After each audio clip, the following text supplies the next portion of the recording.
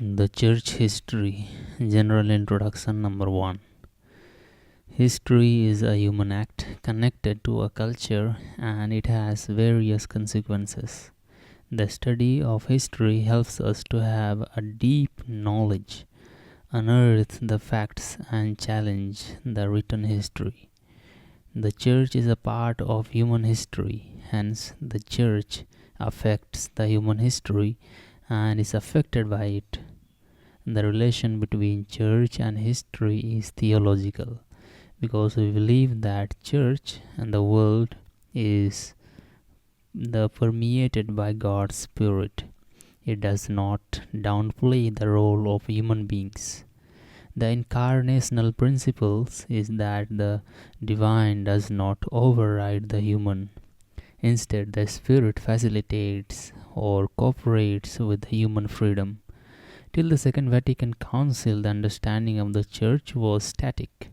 The Church is an unchanging reality, guided by God's Spirit, having fullness of truth, free from error, perfect society. However, after the Council, this understanding have changed through the historical consciousness brought by the Council Gaudium et Spes number 1, 2, 4, 40, 42, 43 and 44. Church history is the story of the gradual unfolding of the nature of the Church. The Christian Church is not an eternal idea but a historical reality. It means that the Church realizes itself in space and time, and church history is a record of this process of the slow actualization of the nature of the Church as a historical reality. We will never truly understand what the Church is unless we carefully read and understand the story of its gradual unfolding. This is why it is important for us to study church history. There is yet another reason why we need to study church history. As Christians, believers, we belong to a community that has a long history of more than 2000 years. Many elements in the life of the church, the articles of faith, the creed, and the structures of worship, the sacraments, etc., the patterns of ministry, that is episcopal and priestly, and so on, only took shape in the course of time. The knowledge of church history gives us an understanding of the relative importance of these elements. For example, the infallibility of the Pope was defined a dogma of faith by the First Vatican Council only in 1870. That means the Church lived and functioned well for 1869 years without the dogma, and during the 134th year of its existence, it was used only once, in 1950. So when Pope Pius XII defined the dogma as the Assumption of the Blessed Virgin Mary. This makes it quite clear that the dogma of the infallibility of the Pope has not played any great role in the shaping of the day-to-day of believers. Chapter 1. The birth of the Church and the early Christians. Number 2. The Jews and the Roman Empire. Jesus was born between 7 to 4 BCE in Bethlehem, a remote village of Judea in Roman administered Palestine. So the Palestine belonged to the Roman Empire from 63 BCE. The Jews by and large hated the Roman rule. Particularly hated was the region of the reign of Herod the Great, who ruled from 37 to 4 BCE because he deeply offended their national and religious feeling and sided with the Romans. After Herod's death, the Palestine was divided among his three sons, that is, Archelaus, the Philip, and Herod Antipas. The Archelaus who ruled Judea was deposed by the Romans in 6 CE, and the administration went into the hand of Roman prosecutors. So, at the birth of Jesus, the politically and culturally Palestine belonged to the Greco-Roman world. Even though the Palestine was politically under the control of the Romans, racially and religiously Palestine was the land of the Jews. Jesus and the first Christians were Jews, and outsiders viewed them as one of the number of Jewish sects, the sect of Nazarene. The central to the Jewish faith was the monotheism and the claim of the Jewish people to be the chosen people of God. Essential to the nation of chosenness was the obligation to live according to the Torah, the law, which enjoined on them the special practices like circumcision, the observances of the Sabbath day, etc. Faithfulness to the Torah was a major factor that caused division and the emergence of the several groups within Judaism, like the Pharisees, Sadducees, Zealots, Essenes, etc. The Jews also anticipated a glorious destiny for Israel and the coming of the personal Messiah, the Christ or the Anointed One. In the context of Roman occupation, this hope in the coming of the Messiah who would liberate the people and set up again the kingdom of Israel, according to Acts chapter 1:6, had gained great relevance, the political Messiah. There was also a sizable number of Jews who lived outside Palestine, in the Mesopotamia, Rome, etc., commonly known as the diaspora Jew, the dispersion. This was the world into which Jesus was born during the reign of Roman Emperor, the Caesar Augustus, in 31 BCE to 14 CE. Number 3. The ministry and death of Jesus. Around the age of 30, Jesus commenced his public ministry and began preaching a message of repentance in anticipation of the imminent coming of the kingdom of God. In fact, he claimed that in his person and his words are the deeds of kingdom of God, and indeed broken into their life. Measuring everything according to the value of the kingdom of God, he criticized and established religious and social structures of the day. He had a group of disciples who were inspired by his message, 12 of them very close to him. For these claims he was put to death by the Roman prosecutor Pontius Pilate around 30 CE. Number 4. The birth of the church. Some of the disciples somehow saw or had an experience of his living presence after his death and claimed that he rose from the dead. They now believed that he was the promised Messiah of the Jews and that themselves constituted the new Israel. They also claimed that he would return soon to inaugurate the kingdom of God, and formed a community to prepare for his return and to convince others to join them in demonstrating their faith in him as the Messiah. Thus a movement began in his name. At Pentecost, they received the Holy Spirit promised by Jesus according to Acts 2, 1-4, and began to preach the message of Jesus in Jerusalem. This can be considered the beginning of the church. Number 5. The first martyrs. The earliest Christian community consisted of a group of ordinary Jews, men and women, who expected the second coming of Jesus in the near future. The first martyr, number 5. The earliest Christian community consisted of a group of ordinary Jewish men and women who expected the second coming of Jesus in the near future. They differed from the other Jews only on 2 counts, namely, in their belief that Jesus is the Messiah and Savior of the world, and secondly, in their claim to be the new Israel. Otherwise, they continue to be Jews in their life and belief, observing Jewish rules and regulations in their social and religious life. They expressed their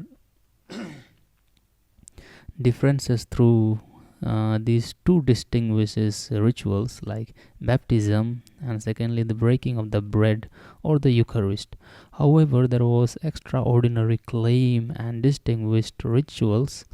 The rituals also give rise to enmity between Jews and the Christians. Around 33 CE, Stephen, one of the prominent members of the community of Jerusalem, was stoned to death for his faith by his Jewish competitors. Number 6. The conversion of Paul. A new and important phrase in the history of Christianity began with the conversion of Paul, also known as Saul of Tarsus, a Pharisee by birth. Paul was born sometime at the beginning of the Christian era. While on his way to arrest Christians whom he viewed as the heretical sect, the dangerous to Judaism, Paul had a vision of the risen Christ, was converted to Christianity around 34 CE, and became one of its prominent missionaries. Through his famous missionary journey in 45 to 47, second one from 50 to 52, and third one from 53 to 58 CE, and untiring work for the communities he founded, Christianity rapidly spread and was firmly established in many parts of the empire like Asia Minor, Egypt, Greece, and Rome. It was Paul who introduced the first major change into Christianity, namely the transition from Jewish to Hellenistic Christianity, its opening up to the non-Jews, and consequently its complete separation from Judaism. At the Council of Jerusalem at around 50 BC, he rejected the idea that non-Jews should keep the Jewish law in order to become Christians. This was the first authentic inculturation of Christianity and the beginning of separate identity for the Christians. This contributed generally to the establishment of the Christianity in the Roman Empire. Number 7. The development in the second half of the century, the canons. It was in the second half of the first century that most books of the New Testament were written, although the final list of books, the canon of the New Testament, was established only in the 3rd century. The 4 Gospels were written between 70 to 90 CE, beginning with the Gospel of Mark. Number 8. The persecutions. This period also saw growing opposition of Christianity even from the Roman state, the first expression of which was the persecution of the Christians of Rome by the Emperor Nero in 64 CE. According to Tacitus, the Nero accused the Christians of setting fire to Rome, which he himself is suspected to have done. Many Christians died in this persecution, the prominent among them being the great apostles Paul and Peter.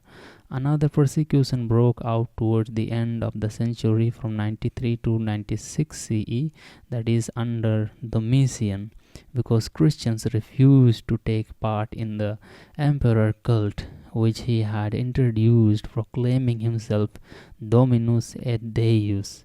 According to Ceotinus, the emperor Claudius exiled the Jews from Rome in 50 CE because of the rebellious attitude of the Jews there. This rebellious led to a great uprising of the Jews in 66 to 70 CE, which ended in the taking in of Jerusalem and the destruction of the temple by Emperor Titus in 70 CE. Number 9. The letter of Clement of Rome. Towards the end of the century, we come across an important piece of writing by Clement of Rome, the leader of the Church of Rome according to the tradition of the 3rd successor of Peter in Rome. His letter to the Christians of Corinth, written around 96 CE, is a remarkable initiative by the Church of Rome to establish order and discipline in the disturbed Church of Corinth. It is often cited in support of a beginning of Roman primacy. This letter also mentions for the first time the martyrdom of Peter and Paul in Rome. He is also the first one to speak about the distinction between clergy and laity in the church. Already during the 1st century, the Christianity spread outside the Roman Empire to the kingdom of Orshons, to the Persia border, and according to the strong tradition, even to India, where it was preached by St. Thomas, one of the apostles of Jesus. According to this tradition, St. Thomas landed at Kodangallur in Kerala on the west coast of India in 52 CE, converted many people to Christianity there, and died as a martyr at Malapur in Tamil Nadu on the east coast of India in 72 CE. Chapter 2: The Apologetic of Christianity. Number 10: The Expansion and Consolidation of Christianity. In the 2nd century, Christianity experienced rapid expression of the expansion of the Roman Empire and outside. The external factor that helped the spread of the new faith were Pax Romana. That means the stable political situation in Roman Empire, and the religious tolerance of the Roman state. It was a golden age of Roman Empire. The spread of the new faith was also helped by many factors from within. The doctrines of Christianity, like its new teaching about God, human being and the world, redemption, forgiveness of sin, life after death, etc. The attractive idea of Christianity was holiness, their life of charity and compassion, and the example of the martyrs. Outside the Roman Empire, the Christianity spread down the Euphrates Valley into modern Iraq. It spread through the Arab buffer states, some of which accepted Christianity like Yemen, and moved into Iran proper. It also reached up to Armenia. The beginning of the Christian literature. Number 11. The Fathers of the Church. The Christian life in the 2nd century is mirrored in the writing of the many prominent Christian writers whom we call Fathers of the Church. In the 2nd century, we come across several of them who are called the Apostolic Fathers, the Apologetics, and the anti-heretical writers. Their writings laid the foundation for the rich patristic writing of the Church. The writings of the Apostolic Fathers may be considered a fairly immediate echo of the preaching of the Apostles. The term itself was totally unknown in the early Church. Two problems of the early Church are clearly portrayed in the writings, like disunity and heresy. The Clement of Rome, the 1st Corinthians, he wrote a letter in 96 CE, and Ignatius of Antioch, the 7 letters he wrote between 110 to 120 BC AD, and Polycarp of Smyrna in 156, and the Didache in 110, and the Shepherd of Hermas in 140, etc. were written, are some of the important writings that came under the category of Apostolic Fathers. Some of these writings are very important from the point of view of history of dogma. For example, the letter of Clement of Rome is seen as the first assertion of the Roman primacy. Ignatius of Antioch is the first one to speak about the monarchical episcopate in 110, and thus attesting to the hierarchical structure. The word itself is of later origin.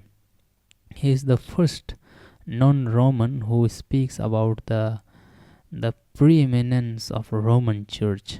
He alone used the word Catholic for the first time. The shepherd of Hermas is important for the evolution of the penitential practices of the church. The Didache can be considered the first liturgical and canonical legislation of the church. The separation between the clergy and the laity in the church becomes clear and important. Almost normative role of the bishop in the church begins to be emphasized. Number 12. More oppositions to Christianity. The relationship between Christians and the rest of the society was not always very cordial, because first of all, Christians were charged with the dangerous crime of atheism because they refused the emperor cult. Christians also distanced themselves considerably from society. They did not take part in many customary festivals. They refused to render military service because it was against the teaching of non-violence in the Gospels. So they were accused of living a strange religious and cultural life, which was the secretive and even scandalous. One of the most severe critique of the Christianity was the Platonic philosopher Celsus. At the same time, the emphasis was not clear about the legal position of the Christians. Christians were also accused of eating the meat of Jesus, that means cannibalism. So, as the response to the letter of Pliny the Younger, the governor of Bithynia, the Emperor Trajan answered. In Rescript of Trajan 112, we find that if a Christian refuses the emperor cult, then he or she is to be condemned to death, provided that it is properly reported and verified as true. The anonymous, the denunciation are not to be accepted, nor Christians to be sought out. As a result, there was some localized persecutions, and many Christians died as martyrs. The prominent among them was being Polycarp of Smyrna in around 156, and Justin the martyr in around 165. The martyrs of Lyons, that is 177, and the martyrs of Cyril in North Africa, that is 180, etc. Number 13. The defense of the faith. The apologists defended the Christians against the accusations brought against them. These were Christian writers who for the first time gave a reasoned defense and the recommendation of the faith to outsider through their apologies, like Aristides, Justin Martyr, Athanagoras and of Athens, the Melito of Sardes, the Titan, the Tertullian, etc., are some of the leading apologists of the time. They energetically disputed the charge that as citizens, the Christians were useless, uninvolved, and disloyal. They constantly asserted their respect for the emperor and their interest in the public good. One of the famous apologists was Tertullian, the Apologeticum, written in 197, in which he claimed that the persecutions only helped the growth of Christianity. Semen et sanguis Christiantorum, that means the blood of the Christian is seed.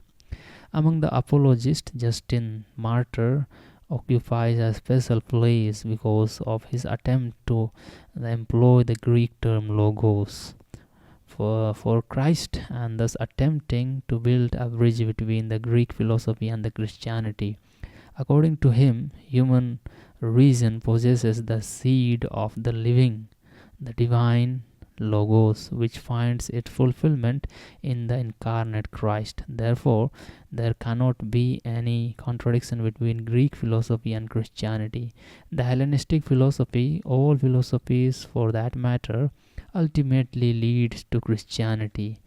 Between 197 and 250, the Minucius Felix wrote his famous dialogue Octavius, defending the Christian faith. Meanwhile, the fate of Judaism in the empire was sealed with the uprising under Bar Kochba in 132 to 35. It was brutally suppressed by Emperor Hadrian, and he expelled all Jews from Jerusalem. Number 14. The heresy and orthodoxy. The 2nd century also saw the emergence of heresies, that is, the doctrines which seemed to threaten the purity of Christian message and thus the unity of the church. Already the New Testament speaks of the Judaizers who insisted upon the Mosaic law for the Christians. The Ebionites denied the divinity of Jesus. The Docetism denied the humanity of Christ. The Gnosticism from around 120, a dualistic doctrine which was a mixture of Judaism and Christianity, Hellenistic philosophy, Oriental religion, etc., seriously threatened many important doctrines of Christianity like monotheism, creation, incarnation, and redemption through Christ. The Marcion in 160 was one of the most influential heretics who combined Gnostic teaching with Christianity. He rejected the Old Testament and much of the New Testament writings. So Montanus was who began preaching around 170, claimed that he was the incarnation of the Holy Spirit and claimed that he and his followers constituted the real church, the church of the pure. The church's response to all this was a series of measures like establishing the rule of faith, an attempt to fix the canon of the Bible, and the strengthening of the position of the bishop. It also produced a considerable body of anti-heretical writings. Prominent among the anti-heretical writings was Irenaeus of Lyons, that is in 200, who can be considered the first theologian of the church. His Adversus Heresies is one of the important writing of the early church. In it, he refuted the Christian Gnostics and introduced the concept of apostolic tradition and apostolic succession into theology. He gave further boost to Roman primacy by claiming that in the Roman Church the apostolic tradition has been preserved in its purity. The Adversus Heresies number 3, 3 and 2. But he opposed the jurisdictional primacy of Rome. In the wake of the Eastern controversy, when Bishop Victor of Rome around 190 demanded that all the churches follow the Roman custom regarding the date of Easter, that means Sunday after the 14th of Nisan, under pain of excommunication, Irenaeus forced Victor to withdraw his threat. According to him, jurisdictional Roman primacy was not part of the self-understanding of the church at that time. The early church saw itself as a communion of churches. two other heresies that originated during the second half of the second century but which would engulf the church into later was the monarchism began by Theodotus the cobbler and modalism the propagated by Praxias. Number 15. Other events from the 2nd century. Around 160, the Hegesippus began a journey from Corinth to Rome, visiting various Christian communities in order to establish in which the churches, the authentic apostolic traditions had been preserved. He left behind a list of bishops in their churches. Unfortunately, only fragments of his writings have survived. The School of Alexandria, the first of its kind in Christian history, was founded in the second half of the 2nd century. Its first known head is the Panthenus in around 990.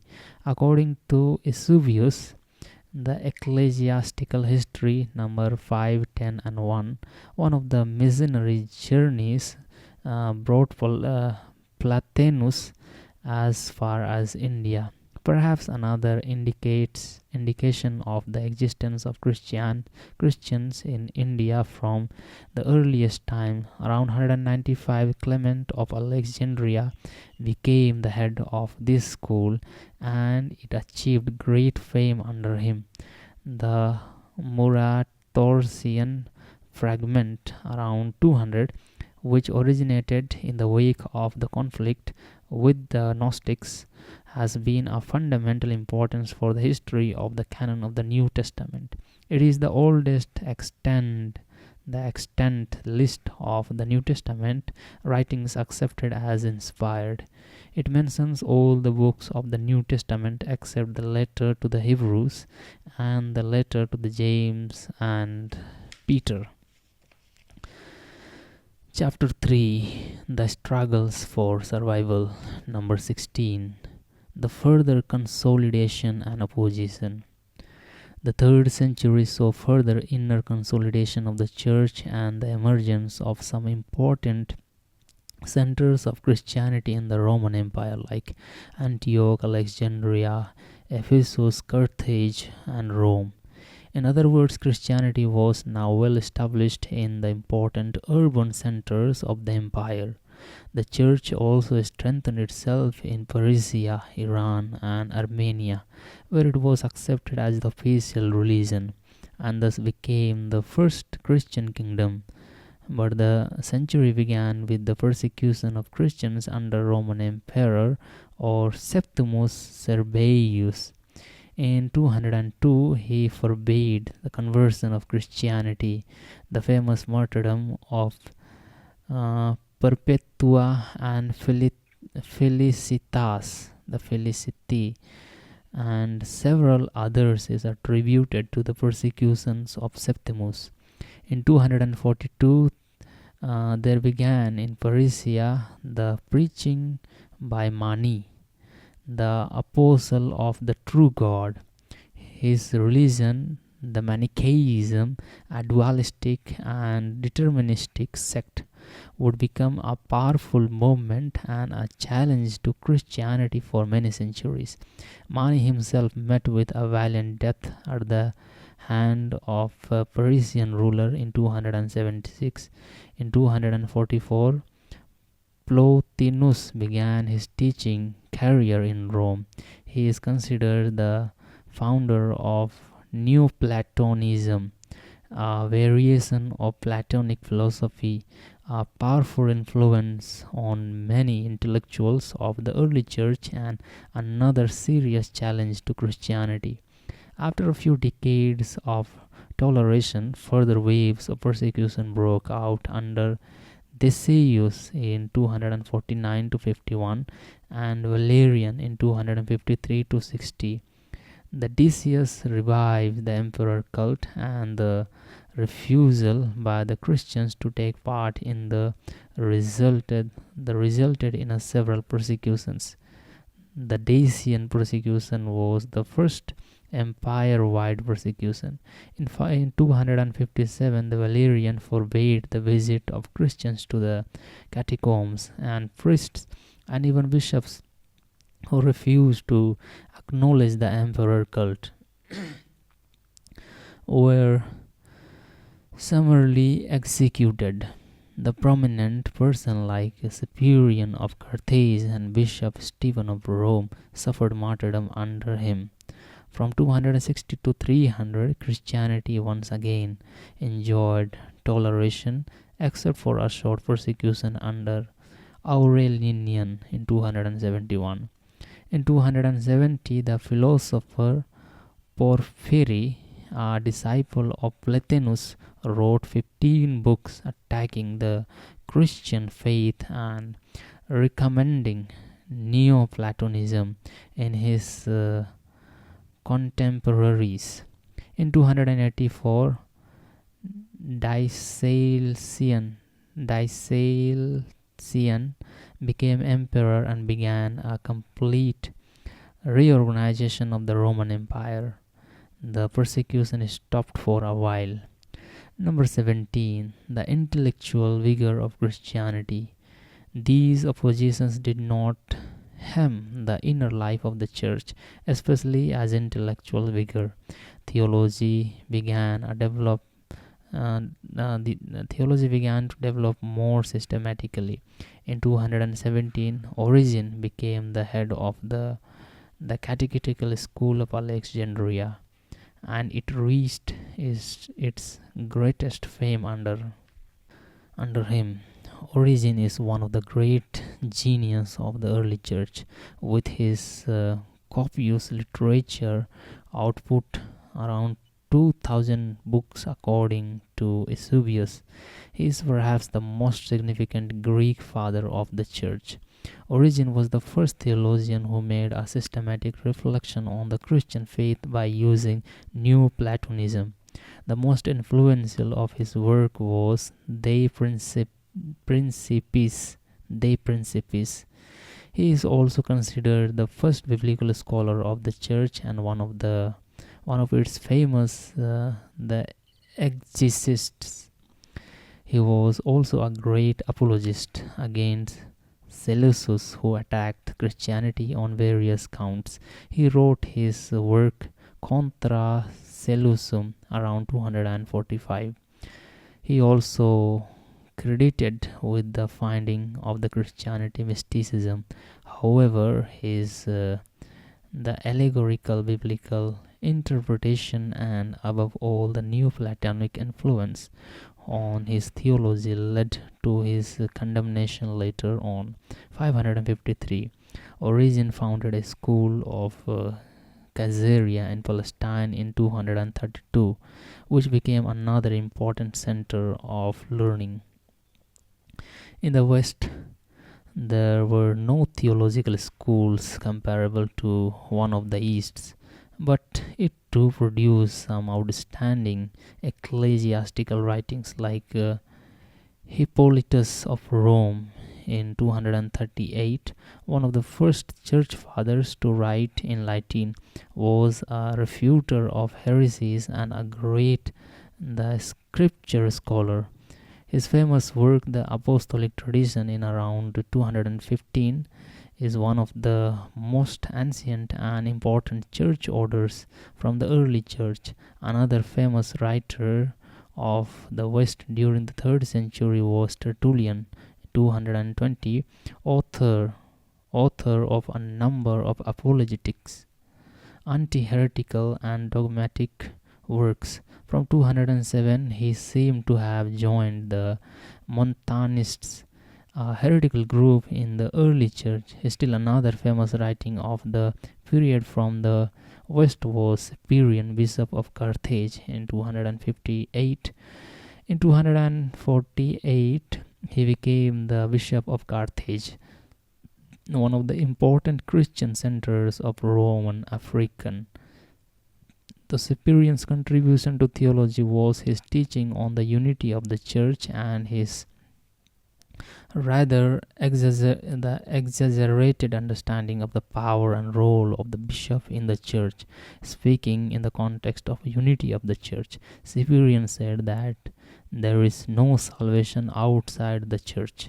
He is the first to state it so emphatically, although Origen too had said the same thing. In the conflict about heretical baptism, the Cyprian clashed with Stephen, the Bishop of Rome, in 253 to 257, who wanted to force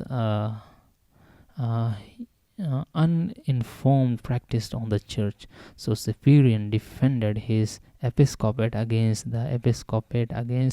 the use of Roman primacy, and maintained that each bishop was autonomous in his diocese, answerable only to God, and thus rejected the jurisdictional Roman primacy.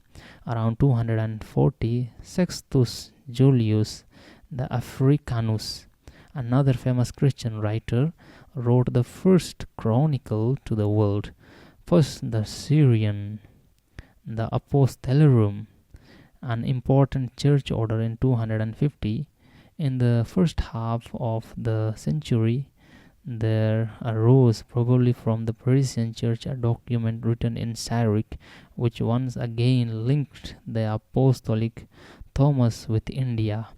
The apocryphal work Act of Judas Thomas speaks about the missionary activities of the apostle Thomas in the kingdom of the Gondophares, a Parthian ruler who ruled temporarily, including some parts of today's northwest India in the 1st century CE, and his subsequent missions probably in other parts of India. The story, long considered to be pure legend, has leapt into the realm of historical the probabilities which the discovery of numismatic evidence about the rule of a king called Gondophares in the 1st century in India. Number 18. The doctrinal development. The 3rd century saw the real beginning of the later Christological and Trinitarian controversies. The question was how to reconcile monotheism with the belief in the Trinity, and what was the relationship between Jesus and the Father.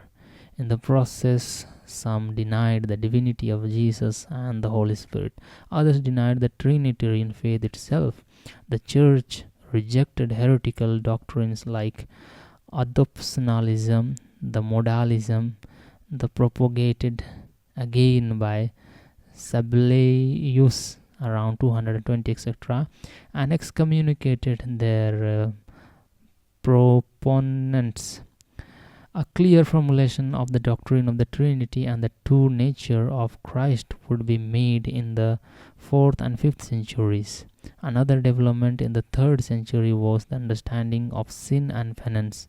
There emerged in the Church two groups, one advocating a compassionate approach towards sinners and the other that took a more rigid position.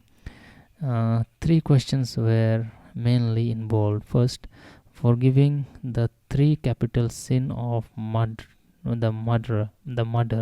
adultery, and apostasy. That means sin of murder, adultery, and apostasy. Second, the treatment of heretics who wished to be reunited with the church. And thirdly, the reconciliation of those who had fallen away during the persecution, the lapsed Christians. So people like Hippolytus and Novatian from the Roman Church, who advocated the rigorist the orientation, even created a schism in the Church of Rome. Eventually, the Church adopted the lineal position, represented by the moderate factions of the Church of Rome, led by the Bishop of Rome, as that was in keeping with the gospel message. In connection with this controversy, the Bishop of Rome, Stephen, invoked for the first time Matthew chapter 16:18 to claim primacy for the Church of Rome. Number 19. The liturgy and asceticism. In the area of liturgy too, some development took place. The feast of Easter came to have some common elements. The feast preceding Easter, the Easter Vigil, the Paschal season, etc. Baptism was normally celebrated at Easter. The commemoration of martyrs became a common practice in the church. The celebration of the Eucharist, which now was always on a Sunday, had a basic structure. The Hippolytus apostolic tradition already contained the main element of the Roman canon. The first Eucharistic prayer, already by 150, the agape or the meal and the Eucharistic proper had become separate. Christians' asceticism, the precursors of the monasticism and religious life, began to take root when many men and women began taking up the practice of virginity and other forms of asceticism.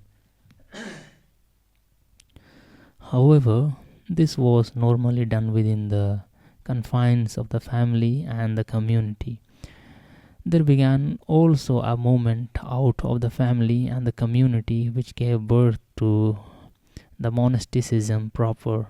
Saint Anthony of Egypt in 252 to 356 is considered the founder of the Christian monasticism. From 270 he lived as a hermit in a desert near the Red Sea. Thus began Anchorsetism, from the Greek word for withdraw, the first stage of monasticism proper in the church. The extent of the spread of Christianity at the end of the 3rd century was quite impressive. It had spread to all the important centers of the Roman Empire, to Armenia, Persia, and India. It is estimated that the Roman Empire, out of a total population of about 50 million, some 7 million might have been Christians. This means that the persecutions did not deter people from accepting Christianity. Chapter 4. From persecution to the Christian Empire. Number 20. Persecution to toleration. The 4th century began with the severest of all persecution of Christians under Diocletian in 303 to 305 and Galerius. There seem to have been several martyrs. The persecution ended with the victory of Constantine over Maxentius at the Battle of the Milvian Bridge in 312, which is attributed to the help of the God of the Christians. In the next year, by the Edict of Milan in 313, he proclaimed the tolerance of Christians in the empire, the Constantine. In 324, Constantine became sole ruler after defeating the Licinius. He became an ardent supporter of Christians and the erected a number of basilicas: the Church of the Holy Sepulchre in Jerusalem, the Church of the Nativity in Bethlehem, the Lateran Basilica of Rome, etc. Some other Christians-friendly acts of the emperor was freeing clergy from paying tax and from various forms of public service, elevating bishops to the states of state officials, the abolition of the the abolition of the crucifixion as the punishment, and making Sunday as a public holiday. In 330, he founded the city of Constantinople and shifted the capital of the empire there. He died in 337, probably after being baptized on his death, but he was a catechumen. Number 21. The State Church. The reign of Emperor Constantine was a turning point in the history of Christianity. He granted full recognition of the faith and positively promoted it. This eventually led to the emergence of the imperial church and the elevation of the Christianity as the state religion. This had far-reaching consequences. Christianity became highly institutionalized, and high moral and religious standard of the Christians began to decline. The Constantine and his sons thereafter in the affairs of the church whenever it suited them.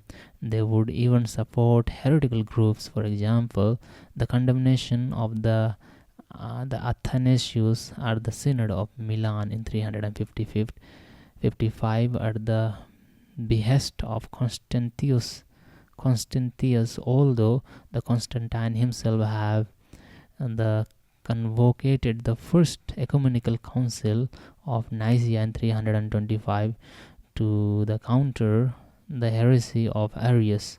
From 361 to 363, the Emperor Julian, also called Julian the Apostate, tried to reintroduce paganism but without much success. Some churchmen did try to check the exclusive enforcement of the emperor in the affairs of the church, the best example being the famous tussle between Emperor Theodosius I and Ambrose of Milan. In 390, Ambrose, the bishop of Milan, had the emperor to do penance for the massacre of the thousands of innocent people in Thessalonica before being admitted to communion with the words, "The emperor is in the church, not above the church." In 381, Theodosius first made Christianity the official religion of the Roman Empire and forbade all pagan cults. That was the end of all the public performance of these cults in the empire. In 393, he even forbade the Olympic game, which came to be reintroduced only in 1896. In 395, he divided the Roman Empire into two parts between his two sons, Arcadius, who ruled in the east, and Honorius, who ruled the west, thus creating a permanent division. Number 22. Protest against the state church. Many Christians saw these developments as a corruption of Christianity. They wanted a more radical from the Christian life, and that is the reason for the flourishing of the nascent monastic ideal in the 4th and the subsequent centuries. It was also seen as alternative form of martyrdom, the chances for which they had rare after Christianity became official religion. The life of Anthony had attracted many to follow the life of a hermit in the desert, but still most important was the development of the communities of the monks and nuns.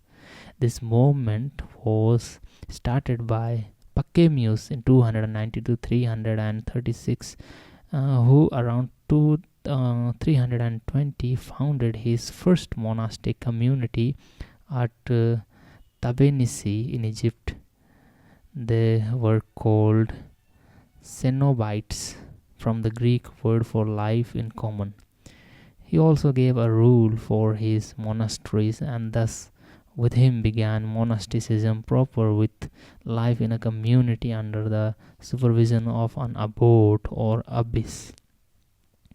At the time of his death, he had under him 9 monasteries with around 5,000 members. In 340, his sister Mary founded a convent for women.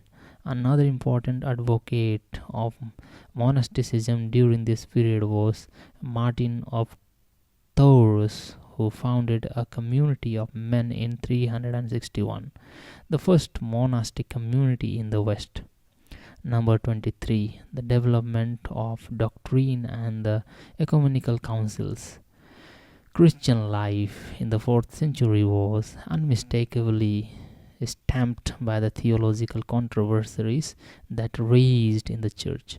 But there were also more practical problems. In 303, a Spanish synod in Oliveira required of bishops, priests, and deacons to remain the continent and not produce children. In 313, there began in the North Africa Church the Donatists' controversy, which would live on in the church till the 8th century. So the Donatus had challenged the validity of the episcopal ordination of his opponents, the Caecilian, because it had allegedly been given by the traitorous people who had surrendered the Bible during the persecution. It would become violent in the next century, and Augustine had to take recourse to state power to suppress the movement, which he considered just war theory. So this was the just war theory. The Trinitarian and the Christological controversies, which began in the previous century, became acute in the 4th century. The most important of these heresies was Arianism. Arius was a priest of Alexandria, but educated at the school of Antioch, founded by Lucian of Antioch in 312. Around 318, he began preaching that Jesus was a creature, the highest of all creatures, but subordinate to the Father, and thus denying his very divinity. It led to a dangerous controversy and division in the church. In order to settle the dispute, Emperor Constantine called the First Ecumenical Council of Nicaea in 325. At that council, in which some 300 bishops participated, it was taught that Jesus was consubstantial, that means homoousios, with the Father. It was the beginning of the Nicene Creed, the completed to the Second Ecumenical Council. The First Council of Constantinople was in 381. At this council, the divinity of the Holy Spirit was also affirmed. The phrase, "the Holy Spirit proceeds from the Father," became a controversial issue between the Eastern and the Western churches later on. The Easterners understand this as the procession of the Spirit from the Father through the Son, while the Western interpret it as the procession of the Spirit from the Father and the Son. This might have been the reason why the phrase "filioque" and the Son was added to the creed by the Western Church later on, probably in 589 at the Third Council of Toledo. This remained one of the main problems in the way the ecumenical relationship between the Catholic and Orthodox churches even today. However, for the time, the dispute over the Trinity was officially settled by the Church at the First Council of Constantinople. It also condemned Apollinaris of Laodicea, who denied the complete humanity of Christ. The council also set the precedence of the Bishop of Rome among the other patriarchs. The ecumenical council became important means to settle dispute and to defend the faith at the church in the participated way. One of the important supporters of the Nicene Creed was Athanasius of Alexandria, 373, who became Bishop of Alexandria in 328. Because of his vehement opposition to the Arian heresy, he was exiled 5 times. Number 24. The Golden Age of Christian Literature. The 4th century was the Golden Age of Christian Literature. Already before 303, Eusebius of Caesarea published his Ecclesiastical History, the first history of the Church. The prominent among the writers of the period from the East were Saint Athanasius, the Cappadocian father like Basil the Great, 329 to 79, the Gregory of Nazianzus, 329 to 390, and the Gregory of Nyssa, that is 394, who were responsible for the definitive overthrow of the Arianism and the definition of the doctrine of the Trinity. Basil also wrote 2 rules for the monasticism, which had lasting influence on monasticism in the East. Cyril of Jerusalem, 315 to 386, St. John Chrysostom, who is known as the Golden Mouth, in 347 to 407, one of the famous preachers of the ancient church, etc. Further in the East, the Parisian church produced its most famous theologian called Ephraim of Syrian, 306 to 73, who wrote his entire work in verse, which earned him the title Harp of the Holy Spirit. In the West, we have Augustine from 354 to 430 began their writing career in the 4th century. Saint Jerome commenced his translation of the Bible in 385, and Augustine completed his masterpiece, the Confession, by 400. So, however, their great achievements were yet to come. Number 25. The persecution of heretics. This century also witnessed the first instance of violent persecution of heretics in the church. In 385, the Spanish priest Priscillian, together with several of his adherents, were executed because he had advocated a very strongly as the ascetical form of Christianity. Till then, the punishment for heresy was excommunication and exile. This violent suppression of heresy would be revived during the Middle Age. Number 26. The Church of Parisia. During this century, the church in Parisia had to undergo severe persecutions, especially during the reign of Shapur II, 309 to 379, a fact which is unknown to many Christians. The persecution began in 339 to 40 and lasted till his death. The thousands of people were killed. It is perhaps during this persecution that a group of Parisian Christians reached Kerala on the west coast of India under the leadership of Thomas of Cana in 345, probably to take refuge with the Christians there. The tradition is strong that even today some Christians in Kerala trace their origin to him. The Southicists among the Thomas Christians. In all probabilities, this is the beginning of the relationship between the Indian church and the Church of Parisia, which lasted till the 17th century. Christianity was also preached in Ethiopia from Alexandria by Frumentius in 350. Number 27. The Roman primacy. The claim of the Bishop of Rome to primacy developed further during this century. In 343, the Synod of Sardica ruled that bishops who were deposed could appeal to Rome, another step towards the consolidation of the power of the Bishop of Rome. The Roman bishops were important in this regard.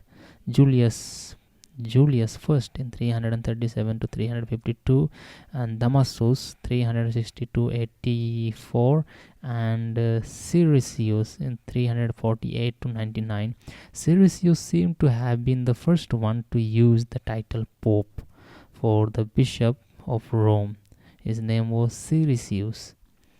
By the end of the 5th century, this title, which was an honorific, the designation of any bishop, became reserved only for the Bishop of Rome. Chapter 5. The disintegration of the West Roman Empire. Number 28. End of the empire. The 5th century had been the decisive period of the history of Christianity, the politically, culturally, and theologically. One of the most important events in the 5th century was the collapse of the Western Roman at the hand of the invading Germanic tribe. This so-called migration of the nations, movement of the Germanic or the Teutonic tribes into the Roman Empire, had started already from the 2nd century. In 410, Rome was plundered by Alaric, the Western Goths. The Goth, which was the occasion for Augustine's famous book City of God. In 452, Pope Leo I pleaded with the Huns not to attack Rome, and in 455 he did the same with the approaching army of the Vandals, who out of consideration for the Pope plundered it only for 14 days. In 476, the German general, the Odoacer, deposed Romanus Augustus, the last emperor.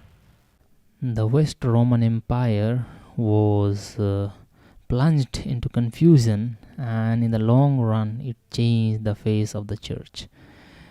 The Christianization of today's Western, Southern, and Central Europe was accelerated because of this. In 496, the Clovis, the king of the Franks, a powerful Germanic tribe, received baptism.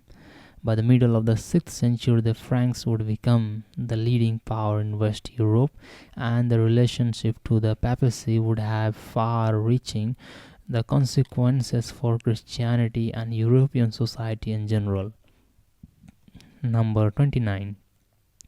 More heresies and councils.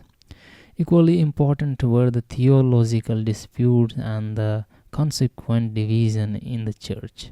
In the East, it concerned the true nature of Christ. The first crisis came with Nestorius, the Patriarch of Constantinople, in 428 to 31. As a follower of the Antiochian school, which emphasizes the humanity of Christ, he preached that Mary should be given the title Mother of Christ, the Christotokos, rather than Mother of God, Theotokos. The Cyril, the Patriarch of Alexandria, from 411 to 444, follower of the Alexandrian school, which emphasizes the divinity of Christ, opposed this. The Nestorius was accused of the heresy of Nestorianism, that is, distinguishing the two natures of Christ to the extent of dividing him into two persons. Whether Nestorius actually professed this belief is doubted by scholars today. The Third Ecumenical Council was called at Ephesus in 431. which defined that Mary is the mother of God. And Nestorius was exiled and he died in exile.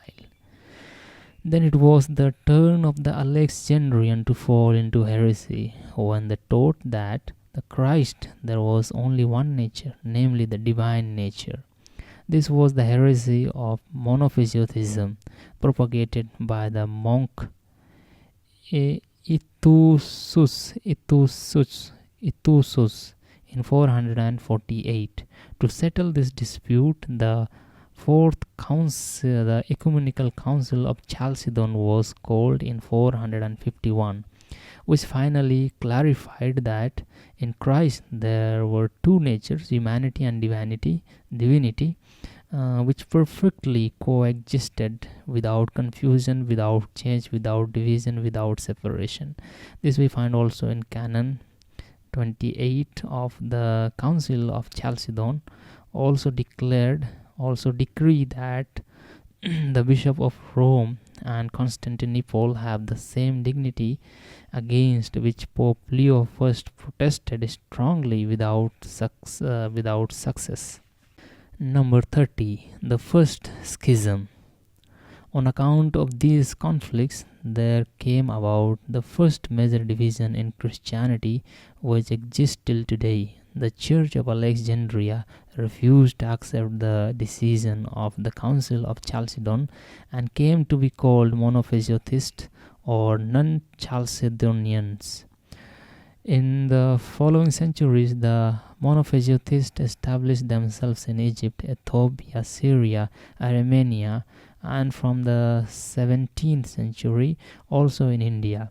Today they are known as Oriental Orthodox churches, or in popular usage Jacobites, from Jacob Baradaeus, who in the 6th century was instrumental in building up a separate hierarchy for the church in Syria.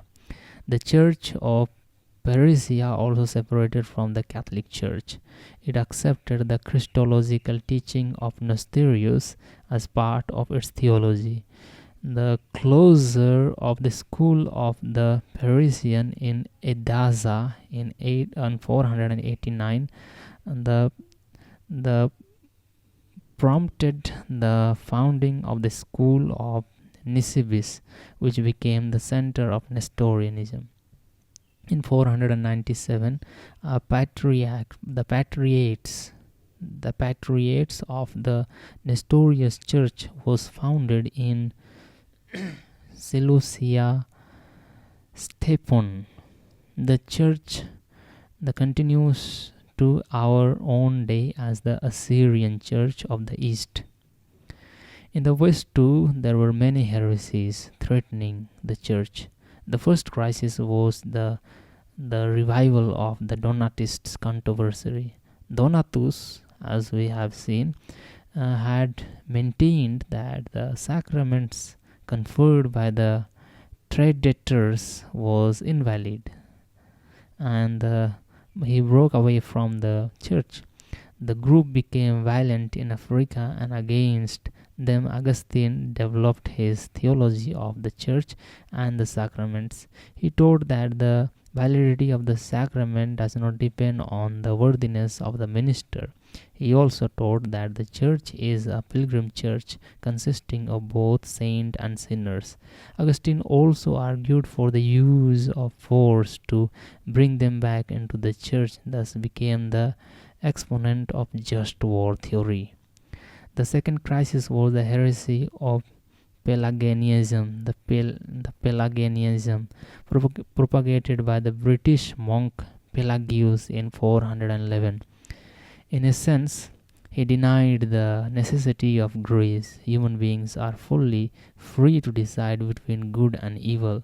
The sin of Adam has no corrupted human nature. Thus, Pelagius also seemed to negate the conception of original sin. It was against Pelagius that Augustine developed his theology of grace, original sin, free will, and predestination, etc., which have remained very influential in Christian theology ever since. Even with a lot of negative influence, for example, his view of sexuality that it is only for procreation. The Pelagianism was condemned at a council of Carthage in 418 and at the council of Ephesus in 431.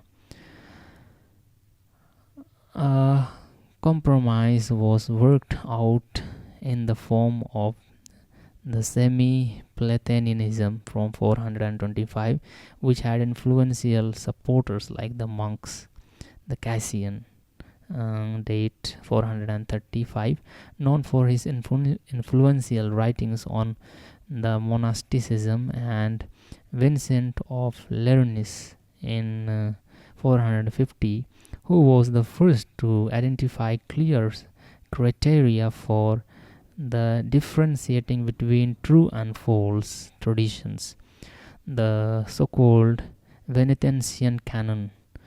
What has been believed everywhere, always, and by all. Number 31. Some famous fathers of the church. St. Augustine is undoubtedly the greatest church fathers and a genius of humanity. Besides his autobiography, the Confessions, the other most important work of Augustine is The City of God, which was published around 412 to 426, the first theology of history. He died in 430. The 5th century is also known for the work of St. Jerome. By 406, he completed his translation of the Bible into Latin. From the 18th century, from the 8th century, this translation, known as the Vulgate, was generally accepted as the official by the church till the reformers challenged it in the 16th century. Besides that, Jerome also wrote the first patrology, De Veris Illustribus. The famous preacher John Chrysostom died in exile in 407. The famous biblical scholar and theologians of the Antiochian church, the Theodore of the Moposotia, died in 428, but was later condemned as the originator of Nestorianism. By the end of the century, there emerged the influential writing of Pseudo Dionysius, the Areopagite. The author claimed falsely to be the Areopagite converted by Paul. The Acts chapter 17:34, you find this reference. His writings were in essence a Neoplatonic explanation of the nature of God, the angels, and the souls. He used the word hierarchy for the first time and saw the hierarchical structure as belonged to the essence of the church because it was a representation of the heavenly the hierarchy. St. Patrick started the missionary activity in Ireland in 432, and he is known as the patron saint of Ireland, and died there as bishop in 461, thus founding the Celtic Church. The the monasticism produced great variety of expression. One such is the phenomenon of the pillar saint in the 5th century. In 459, the pillar saint Simon Stylitus the Elder died after living on a pillar for 30 years. In 592, another pillar saint, Simeon Stylitus the Younger, died after living on a pillar for 45 years. Number 32. More Roman claims. Roman primacy achieved further growth during the century. Pope Innocent I in 402 to 417 claim that the Roman See is the supreme judge. Rome has spoken, the case is finished. Augustine. The Boniface I in 418 to 422 claimed that Rome is the highest court of appeal. Leo the Great in 440 to 460, the first pope in the real sense of the word, claimed that the pope is the vicar of Peter, who himself was the vicar of Christ. He clearly took the recourse of Matthew chapter 16, 18 and following to assert the claim to the primacy of the Bishop of Rome. In 482, the Patriarchs of Constantinople, the Accusatius, in his attempt to reunite the non-Chalcedonian, proposed the Henoticon, a revised version of the Chalcedonian formula. This led to protest from Pope Felix II and the excommunicated Accusatius in 484, giving rise to the Acacian Schism, which lasted till 519. This is the first major schism between East and the West. The Roman primacy played an important role in it. This was one of the churches leading to the East Schism in 1054. The Gelasius I in 492 to 96 was the originator of the two-sword theory. There are two powers that govern the world, he said. There the spiritual power, the auctoritas sacroritas pontificum, and the temporal power. That means spiritual power and the temporal power. Temporal power in Latin is regalis postitas. As the soul is superior to the body, so is the spiritual power superior to the temporal. And then we have got another number, the part 2, that is number 33. The Western monasticism in 6th century. An important personality of the monastic movement was Benedict of Nursia, 480 to 550, the father of the Western monasticism, founder of the Benedictine order. He is known for the Rule of Benedict, around 540, a remarkable document still in force after 15 centuries. With the help of this rule, Benedict gave a definitive framework for the monasticism and religious life in subsequent centuries. With its principle to stability, the stabilitas loci, the chastity, poverty, and obedience, and the importance given to both prayer and manual labor, ora et labora, the rule of Benedict became the most important rule for the monasticism in the West. With the Benedict order, monasticism became a powerful institution in the church and society. He founded the famous monasteries of Subiaco and Monte Cassino in 529. He died in Monte Cassino around 550. The challenge of Islam in 7th century, number 34, the transition to the Middle Age.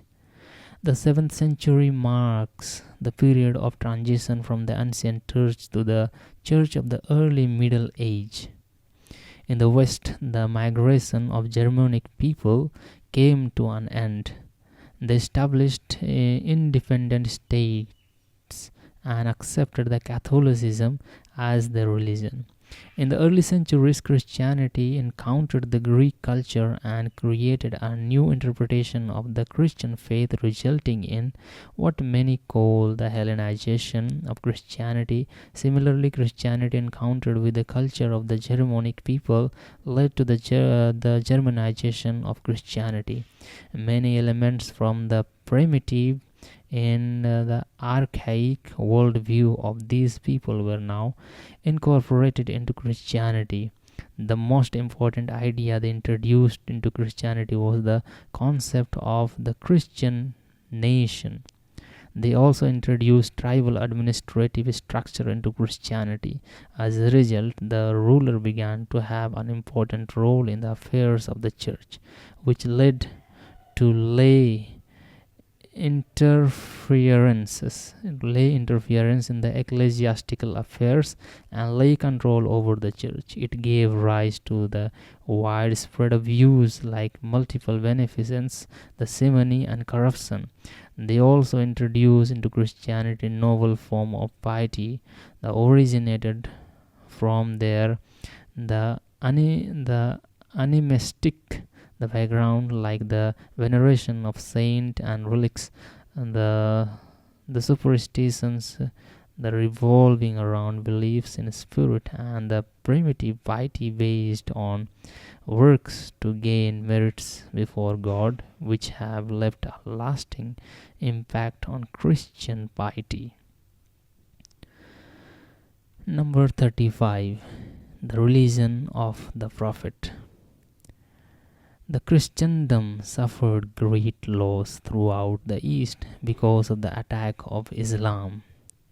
The Prophet Muhammad, who was born in 570 in Mecca, Muhammad began his prophetical career in 610.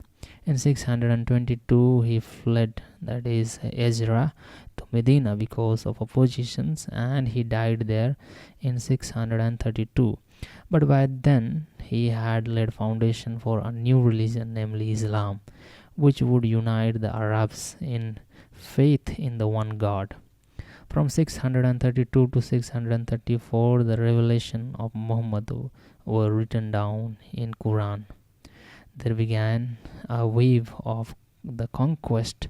In the first wave of conquest under the four just caliphates, and in the second waves of conquests under the Umayyad Caliphate, Islam became a world power, establishing an empire stretching from Spain to the Himalayas. Christianity lost many of its traditional centers, like Palestine. Its loss in 637 was the most painful for the Christians, and this problem will lead lot of crusades in the Middle Ages. The great patriarchs Alexandria and Antioch, the North Africa, the Church, the Tertullian, Cyprian, the Church of Tertullian and Cyprian, and Augustine, the Church of Paris, etc., also went into the hands of the Muslims. In the West, Islam established itself in Spain. Only Constantinople managed to hold its, despite several attempts by Islam, until it too succumbed to the Turkey in 1453. Number 36. Decline of patristic writing. Theology showed little progress during this century. The golden age of the patristic literature had come to an end with the death of Augustine. With the death of Isidore of Seville in 636, Western patristic literature officially came to an end. John Damascus in 750 is considered to be the last of the fathers of the East. The church under the Franks in 8th century. Number 37. The Franks and the church. The 8th century is a very important period in the history of the Western Christianity. It had lost two important centers of Western Christianity, Africa and Spain, to Islam. Islam continued its attack on the West till Charles Martel, the ruler of Franks, halted the Arab advance at the Battle of Poitiers in 732, and thus saved Europe from the advancing Muslims. This led to the revival and strengthening of the Frankish kingdom, which is which is which in turn had far-reaching consequences for the church in the West. An alliance was forged between the church and the Frankish kingdom in 739.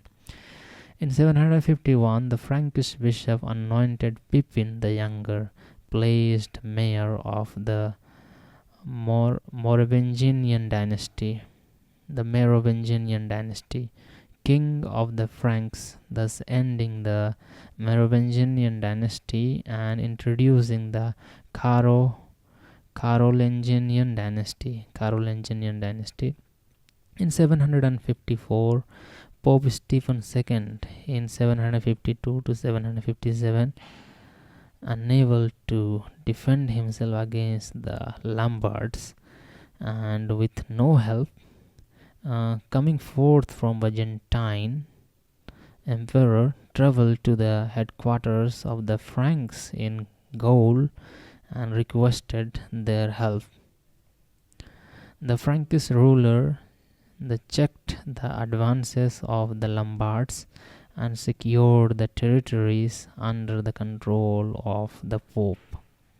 He also gave the Pope further territories in Italy. This was the so-called donation of Pippin and the origin of the Papal States. The Pope anointed Pippin and his two sons king and gave them the title the Patriarchus Romanorum. In 771, Charles the Great, the Charlemagne, became king of the Franks. Thus, for the papacy, the century is important for two standpoints.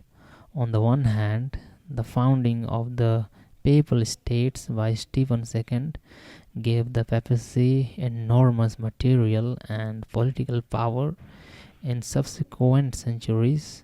On the other hand, it made the papacy a vassal of the Carolingian kings and contributed to its decline in subsequent years. It was the arrangement of mutual conveniences, but in practice, the papacy was at the receiving end. The Charles the Great developed a theocracy in which the Pope had only a subservient role, the duty to pray for the emperor. The protection of the Papal State necessitated the dabbling in dirty politics and even indulging in open warfare, all of course at the cost of the spiritual responsibilities of the papacy. Number 38. The iconoclasm and the Eastern Church. In the Eastern Church, already weakened by the conquest of Islam, a theological controversy erupted during the century, which had important consequence for its relationship with the Western Christianity. It concerned the veneration of icons. The veneration of icon was a common practice among the Eastern Christians. In 726, the Emperor Leo III forbade the veneration of icons on the ground that it hindered the conversion of the Muslims and Jews and ordered their destruction, the iconoclasm.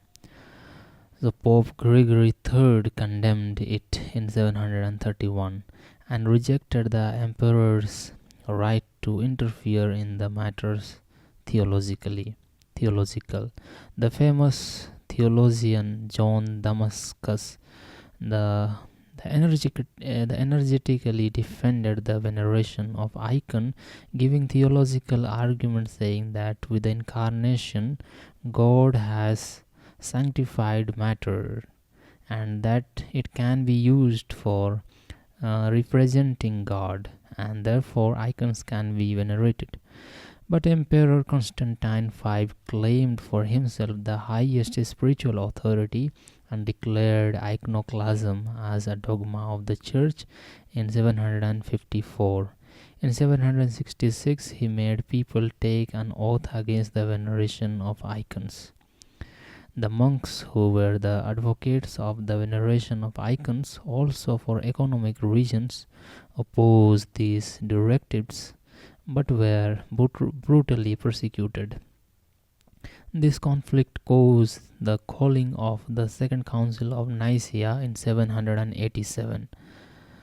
This was the seventh ecumenical council and last for the Orthodox churches by by Empress Irene. The veneration of the icon was allowed, but not adoration of them. The council condemned iconoclasm as a heresy, but it was not accepted to churches the Charles the Great in the West. It seemed he had a faulty translation of the decree of the council in hand.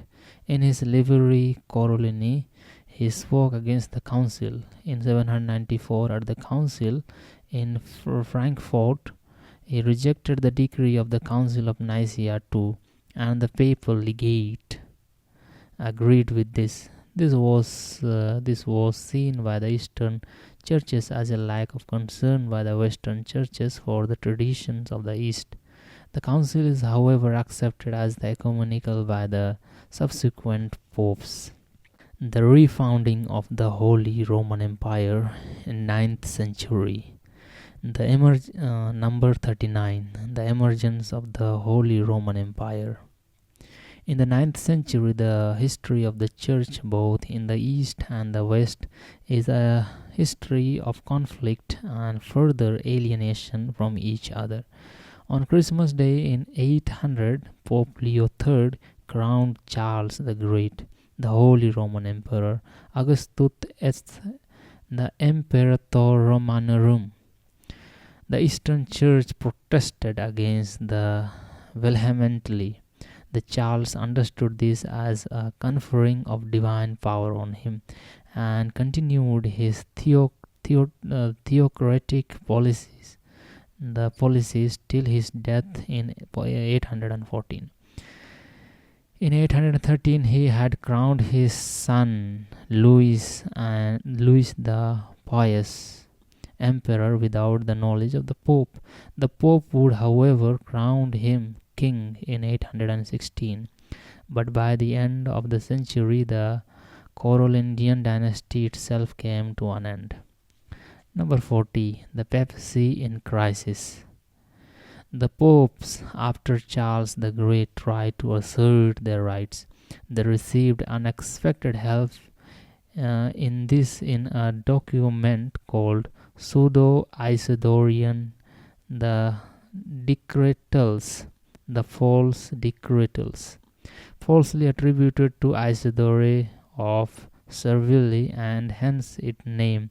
It might have been originated around 850. Its purpose was the protection of the rights of the diocesan bishop against the metropolitan and the laity, and argued for papal supremacy as their guarantee. Ultimately, it protected the supremacy of the Pope against kings and metropolitans. The papacy was to be the last court of appeal. The Captus Toitus Orbis. The Pope alone had the right to call synod and to confirm their decisions. Civil laws which went against papal decree had no validity. Till the 15th century, the false Decretals were to be the genuine, and contributed subsequently to the strengthening of the papal power. With its help, Pope Nicholas I in 852 to 867 tried to control the affairs of the church by not recognizing synod and disposing bishops. He tried to extend his power even to the Eastern Church. Ironically, by the end of the century, the papacy experienced such moral distortion that hardly anyone would think of it as having any legitimacy at all, let alone being the last court of appeal. The decline of the papacy began with the first murder of a Pope, John VIII, in 882, and that was the beginning of the Secularum Obscurum, the Dark Century. Towards the end of the century, there took place some of the most bizarre incidents in the entire papal and the church history. The macabre connected with Pope Formosus, Pope Formosus, in 891 to 96. A year after his death, the gruesome trial was conducted by Pope Stephen VI, the successor of Formosus. The Formosus, it is known as the Cadaver Synod. His dead body was disinterred and in full pontifical dress brought before the synod. The elevation to the papacy and all his official acts were declared null and void.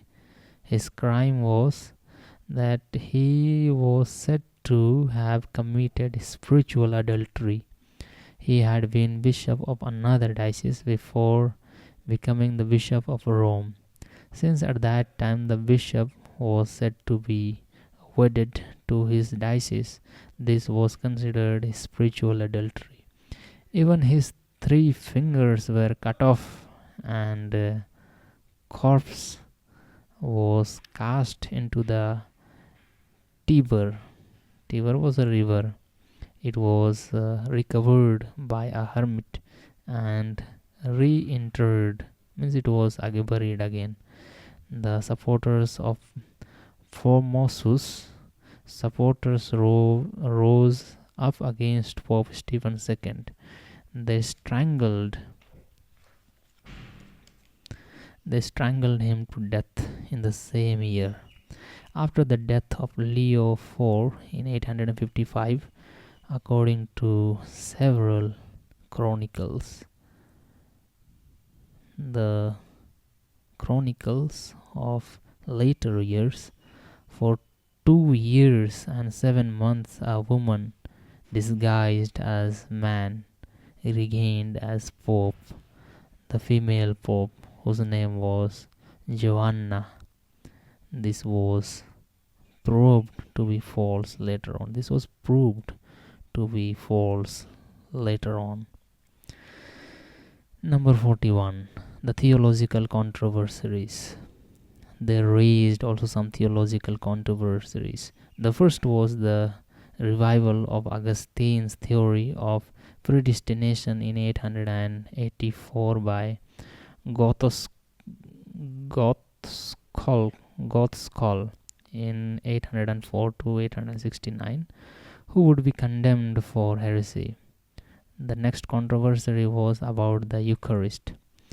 It is to be understood against the background of the increasing popular piety, which was no more satisfied with symbols but wanted more substance to the devotions. So the massive veneration of saints, icons, images, relics, etc. Thus there arose the teaching that the Eucharistic symbols of the bread and wine were not mere symbols, but really the body and blood of Christ. the precursors of the theory of transubstantiation. It, its chief proponent was the the Pascasus, the Pascaeus, Pascasius Radbertus, in 792 860, and his opponent was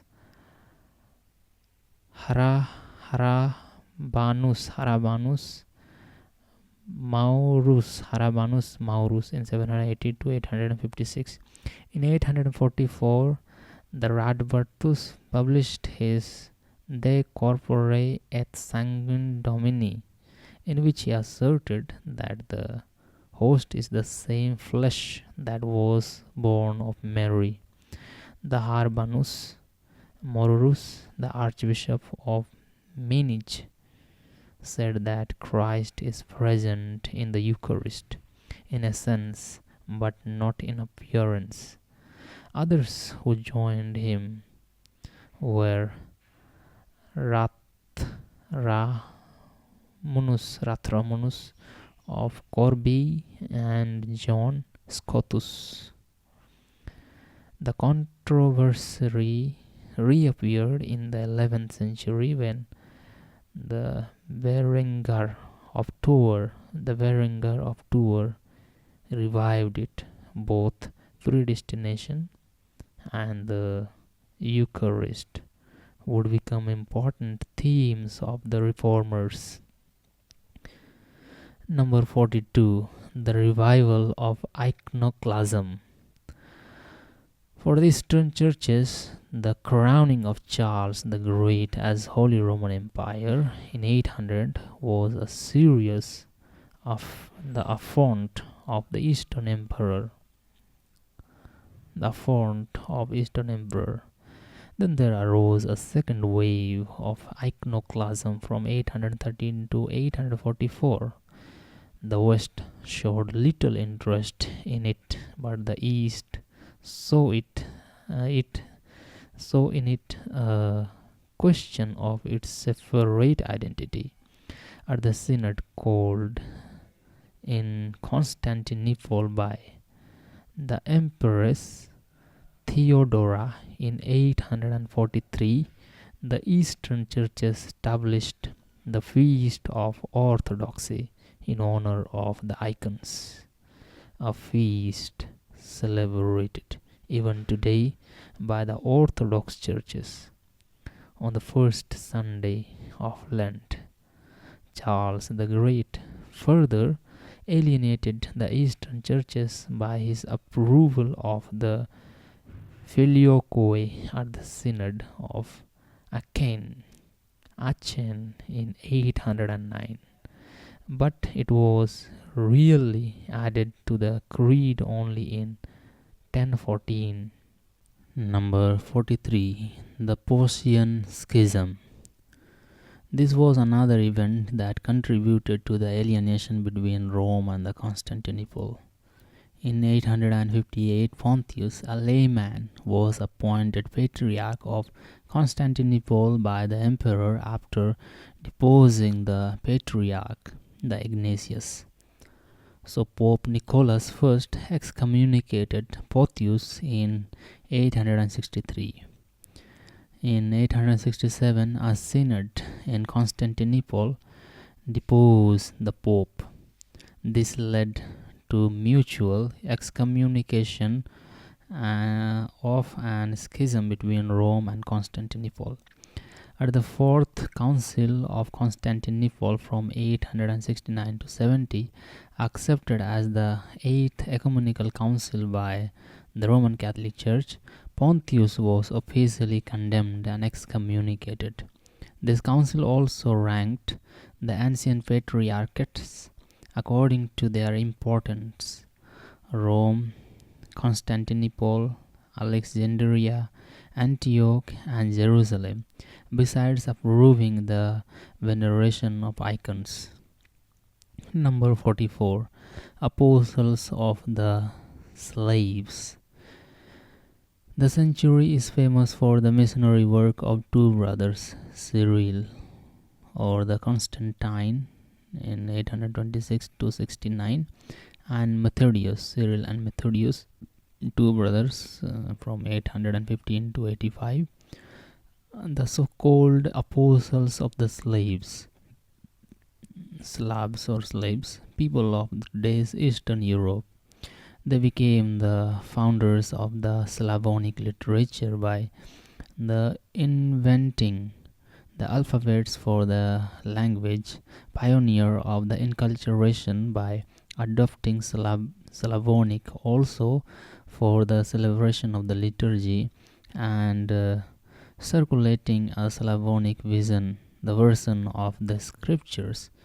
Unfortunately, the permission to use Slavonic as the liturgical language was withdrawn by Pope John VIII. Number 45. The Church in India. For the Indian Church, this century is important because it provides for the first indigenous written source about Christianity in India. This source is contained in the famous copper plates of Kerala, originating from the first half of the 8th century. They are connected with the so-called Second Parisian migration to India of a group of Parisian Christians under the leadership Sabriso, a merchant, and two bishops, Sapor and Proth, traditionally dated 823. The copper plates records the privileges granted to them by King Ayan, the ruler of the Venad. It shows the social position of the Christians at that time. In the social hierarchy, the Christians occupied a prominent position, second only to the Brahmins. The Sacrorum Obscurum, the Dark Age of Papacy in 10th century. Number 46. Papacy disintegrates further. By the year 900, the Carolingian dynasty and the papacy had disintegrated considerably. The entire century was a period that marked the absolute moral the degradation of the papacy. In 898, Sergius III was elected pope. He was expelled forcibly but in 904 he recaptured the pontificate with armed power. His pontificate marked an epoch because there began the domination of the city and the papacy by the nobility of Rome. The dependence of Sergius and the immediate successor on the noble family of the Theophylact, his wife the Theodora the elder, and their daughters Majorozia was so complete and degrading that the decade that followed have been have been of have often been castigated as the pornocracy of the Holy See. The quick succession of Pope in this period shows how the precarious this position was. Number 47. The beginning of the German Empire. After the collapse of the Frankish kingdom under the Carolingian, the power went into the hands of the Germans. The new emperor Otto the Great, 936 to 73, continued the policy of his predecessors of interfering in the affairs of the church. The papacy, however, was too weak to resist it. In 962, John XII, who had become pope when he was only 19, and one of the most scandalous of all popes, crowned Otto emperor in Rome. In order to suppress the rebellion by the Duchess, Otto invested the bishops and abbots with princely rank and uh, corresponding wealth, and arrangement which would last till 1803 lay investiture, the appointment of religious officials, commonly bishops, by the secular subject, the commonly kings and nobles, who would become a crucial issues between the Pope and the Emperor in the 11th and 12th centuries, had its origin here. It concerned the king's right to confer upon bishop and abbot the ring and crosier that were their symbols of office. It led to lay domination over the church and widespread abuse. The spiritual cause suffered, and the corruption, the nepotism, and the unbounded sensuality marked for the functioning of the church, especially of its bishop and abbots. Number 48. The conversion of Russia. In year 989 is very important in the history of the Byzantine Church. The Vladimir of the Kiev was baptized, and thus Russia became Christian. The Moscow would later become an important center of Byzantine Christianity, especially after the fall of Constantinople in 1453 to the Turkish. It claimed the status of Third Rome after the Constantinople, which had by then come to be known as the Second Rome was lost to the Muslims. Number 49. The corruption of monasticism and the reform of Cluny. Monastic and canonical life, the decayed extensively in the 10th century. The principal causes that led to its decline were the secularizing, the unused pressures by the rulers, the simony, the low moral life with the concubinage and marriage of monks, possessions of the too much wealth, and devastations brought about by many invading powers like the Muslims, the Vikings, and the Magyars, etc. But there were monastic centers of strength which wanted to go back to the original spirit of monasticism. One such movement was the Clunic reform. The first reformed monastery was founded in 910 by William of Aquitaine at Cluny.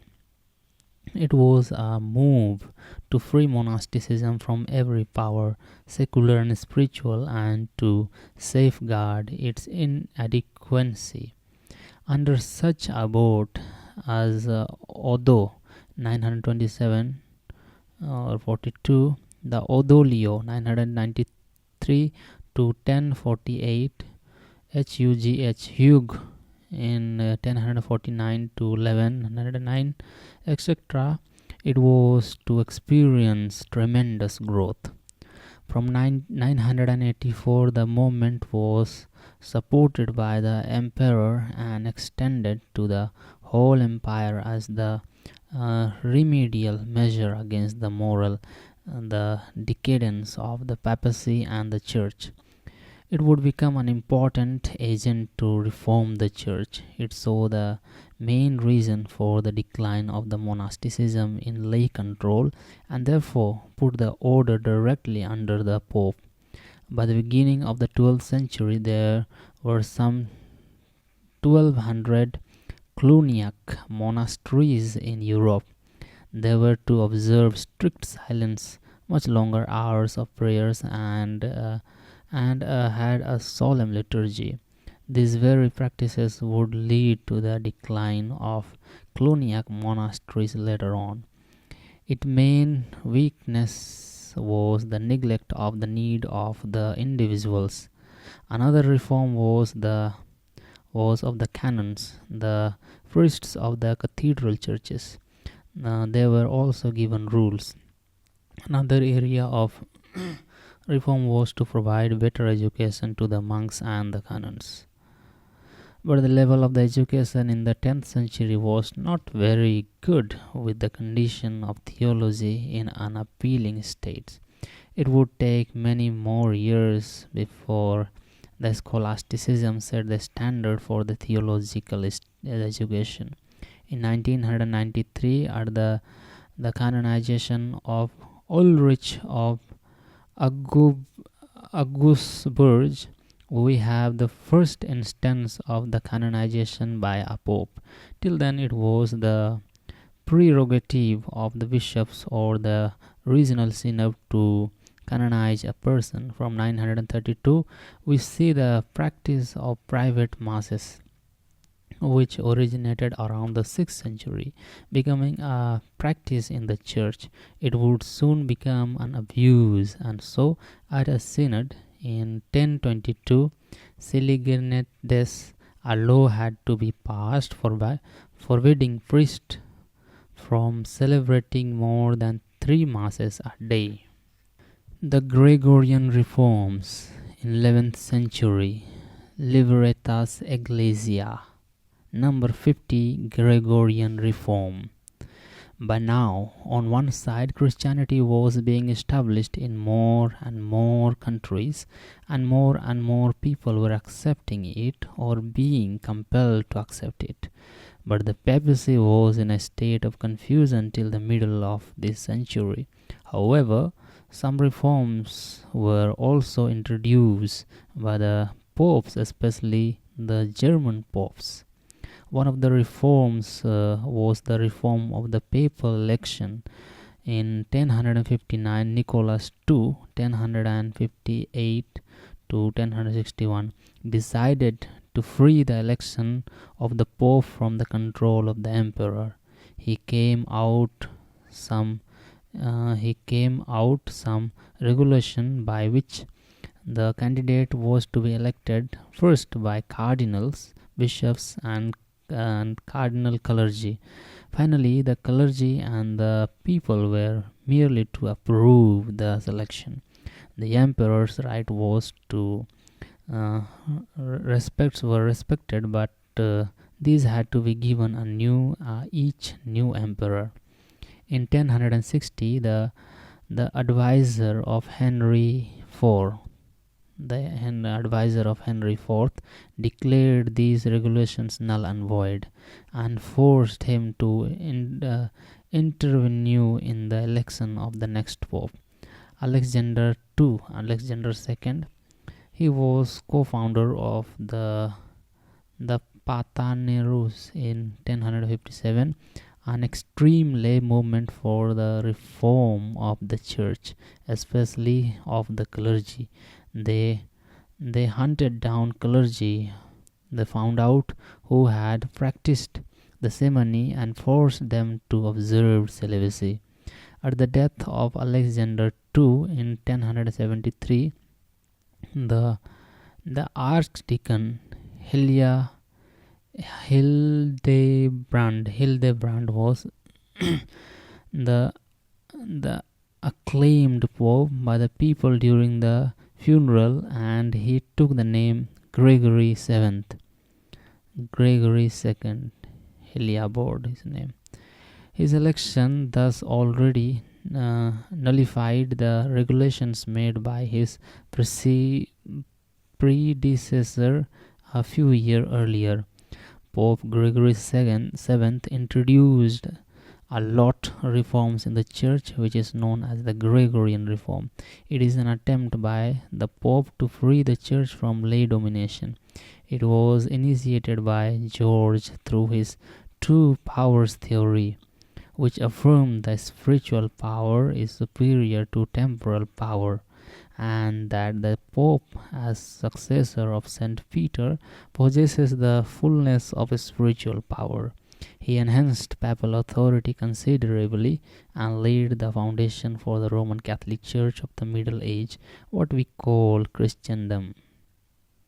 The Christian society ruled by the principles of the gospel and canon law, with the Pope as its head. The Gregory introduced sweeping reforms in the Church. He enforced celibacy of the clergy.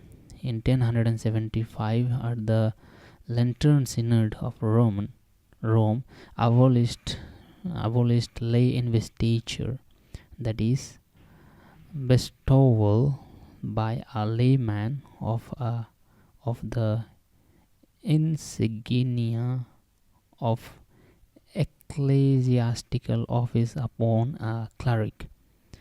The Emperor Henry IV, however, did not pay much heed to this measure. On the contrary, at the Synod of Worms in 1076, he declared that Gregory was not the Pope but a false monk, and deposed him. Gregory answered this defiance with the suspension of Henry for governing, annulled the oath of loyalty made to him, and excommunicated him. In 1077, Henry had to travel to Canossa, where the Pope was residing, and in penitential garb beg pardon from His Holiness. But in 1084, Henry took revenge on the Pope by marching on Rome, banishing the Pope from Rome and setting up an anti-Pope Clement II, or called Clement III. The Gregory died the next year while still in exile. In spite of all this, Gregory VII's reign had an epoch-marked impact in general. In the conflict between Regnum and Sacredentium, the latter now clearly had the upper hand. He enunciated the powers of the Pope in his Decretus Papae. It is the completion of the 27th statement of the authority claimed by the Pope, which remained the cornerstone of papal power till Vatican I. The Gregorian reforms were particularly harsh against the violation of celibacy and simony. The drive of enforced celibacy was understandably resented by the majority of the clergy, especially in France and Germany. A synod at Paris in 1074 even calling it unbearable and irrational. The celibacy was called irrational. Only by the end of the 12th century, would the Church be able to enforce celibacy in some moderate way. The Eastern Schism. As for happenings in the East, the most important event of the century was the Great Schism in 1054. Of all the divisions within Christianity until then, this was the most damaging and most tragic. The gradual alienation between East and West, which had begun centuries before, reached its culmination when the legate of Pope Leo IX in 1048-54, Cardinal Humbert of Silva, the Candida, and the patriarchs of Constantinople, the Michael Carolus, pronounced excommunication on each other. the biggest group of Eastern Christians, the Byzantine churches. In ecumenical language, the Eastern Orthodox churches, or simply Orthodox churches, were separated from communion with Rome. The several events led to this, as we have seen, but the most important cause has been the question of Rome jurisdictional primacy, which the Eastern churches never accepted, and still they don't accept. The excommunication were lifted in 1965 by Pope Paul VI, and the ecumenical the ecumenical patriarchs Athenagoras of Constantinople, Istanbul, today Orthodox Christian, consist of some 30 different national and autonomous churches. The 11th century also produced the greatest of Byzantine mystical writers, one of whom was the Simon, the new theologian in 949 to 1022, who exerted the formative influence on the rise of the Hesycham, a tradition of inner mystical prayer from the Eastern Church, associated above all with the monks of the Mount Athos. Number 52. The crusading spirit. The word crusade comes from the Latin word crus, which means cross. A crusade is a war fought under the sign of the cross. These were series of expeditions from Western Europe to the East designed to recover the Holy Land from the Muslims, and later to counteract the expanding power of the Ottoman Empire. The Ottoman Empire began at the very end of the 13th century with a series of raids from Turkish warriors known as Ghazis. The relation with the Muslim became bitter with the destruction of the Church of the Holy Sepulchre in Jerusalem in 1009 by the Fatimids. However, still more dangerous was the threat from the group of Turkic people who Seljuks from Central Asia, who attacked Persia and Afghanistan and also extended their power towards the west.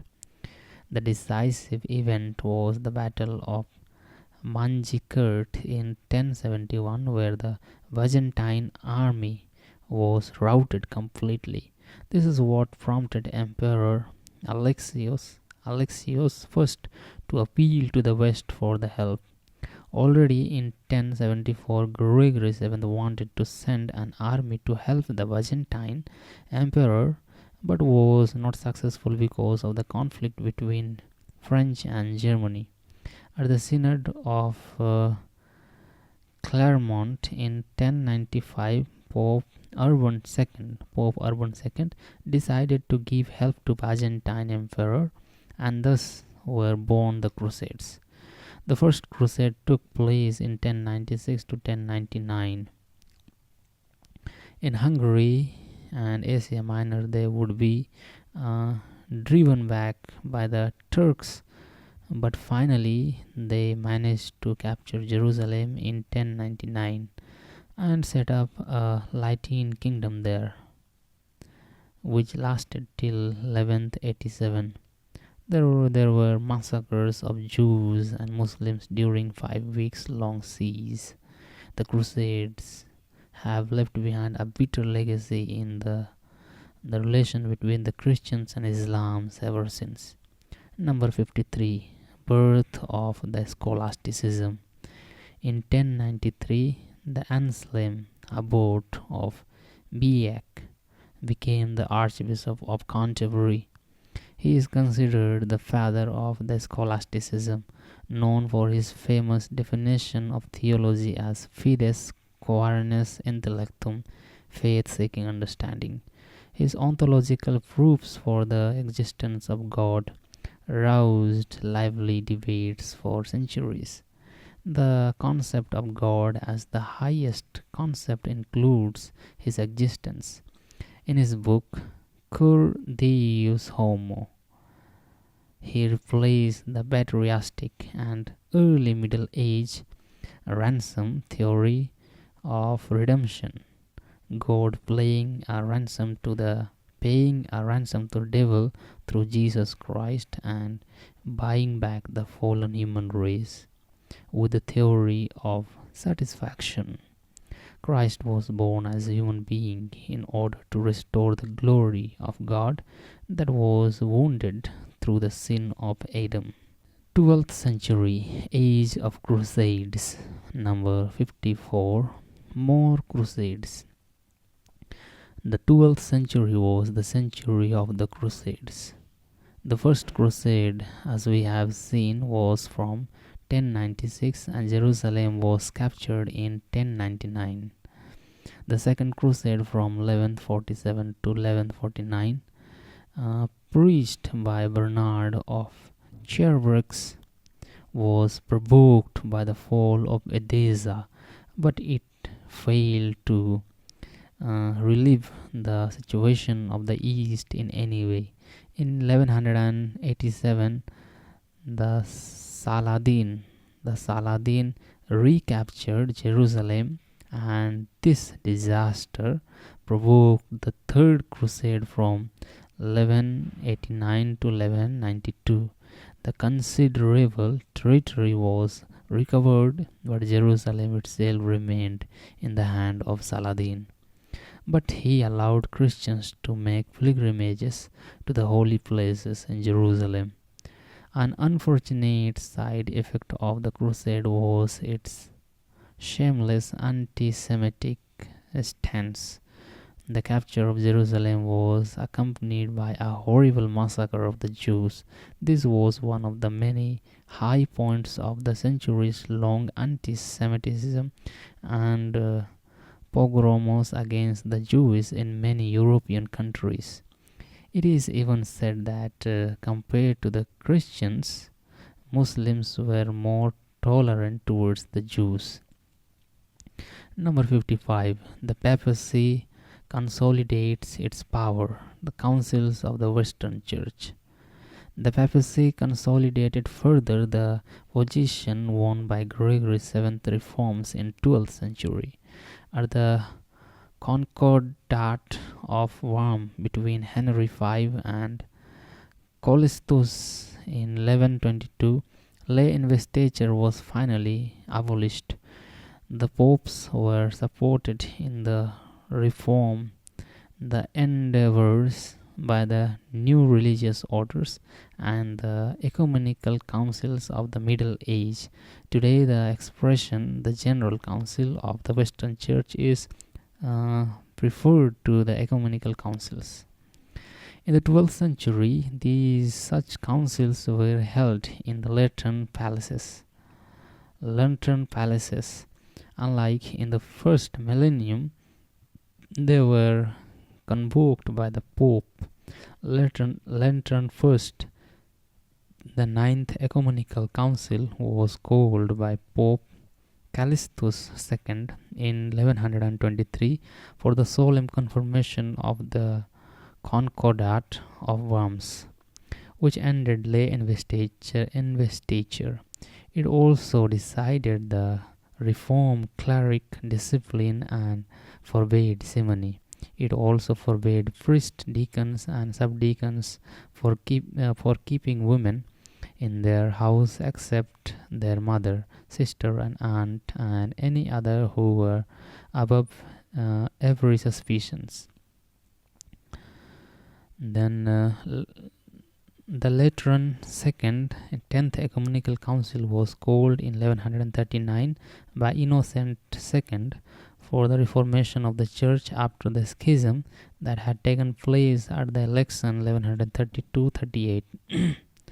One of its important canons were regarding the law of celibacy. The marriage of clerics was declared invalid.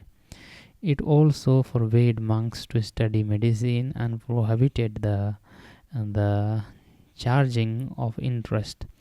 The Lateran Third, 11th Ecumenical Council was called in 1179 by Alexander III. Its most important decision was about the papal election. It was reserved to the College of Cardinals, and two-thirds majority was declared necessary. Another important canon provided for the establishment at every cathedral of the school for the education of poor students. It also had various disciplinary decrees. It forbade multiple benefices and decided that the candidates for the office of bishop should be not lesser than 30 years of age. Jews and Muslims were forbidden to own slaves. It also excommunicated the Cathars. Number 56. New religious orders. The religious orders that were influential in the century were Cistercians and the Premonstratensians. The Cistercians, or the order of the white monks, sought to establish a form of Benedictinism that was the purest and the strictest. So Bernard of Cherburyx was perhaps its most famous member, 1090 to 1153. By the middle of the century, there were some 345 Cistercian houses throughout Europe. It had some important features which would be imitated by other orders, like the monarchical federal structure and a general chapter every year. Although it sought to distance itself from the engagement with the church and society, gradually it became the right hand of the popes and one of the wealthiest of orders. The Premonstratensian, or the Norbertians, founded by Norbert of